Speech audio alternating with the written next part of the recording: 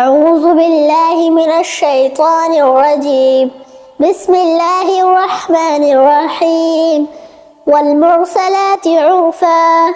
فالعاصفات عصفا والناشرات نشرا فالفارقات فرقا فالملقيات ذكرا عذرا أو نذرا إنما توعدون لواقع فإذا النجوم طمست وإذا السماء فرجت وإذا الجبال نسفت وإذا الرسل أقتت لأي يوم أجلت ليوم الفصل وما أدراك ما يوم الفصل ويل يومئذ للمكذبين ألم نهلك الأولين ثم نطبعهم الآخرين كذلك نفعل بالمجرمين ويل يومئذ للمكذبين ألم نخلقكم من ماء مهين فجعلناه في قرار مكين إلى قدر معلوم فقدرنا فنعم القادرون ويل يومئذ للمكذبين ألم نجعل الأرض كفاتا أحياء وأنباتا وجعلنا فيها رواسي شامخات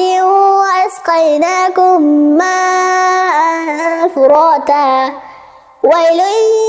يومئذ للمكذبين انطلقوا إلى ما كنتم به تكذبون انطلقوا إلى ظل ذي ثلاث شعب لا ذليل ولا يغني من اللهب إنها ترمي بشرر كالقصر كأنه جمالة صفر ويل يومئذ للمكذبين هذا يوم لا ينطقون ولا يؤذن لهم فيعتذرون ويل يومئذ للمكذبين هذا يوم الفصل جمعناكم والأولين فإن كان لكم كيد فكيدون ويل يومئذ للمكذبين إن المتقين في ظلال وعيون وفواكه مما يشتهون كلوا واشربوا هنيئا بما كنتم تعملون إنا كذلك نجزي المحسنين ويل يومئذ للمكذبين كلوا وتمتعوا قليلا إنكم مجرمون ويل يومئذ للمكذبين وإذا قيل لهم اركعوا لا يركعون ويل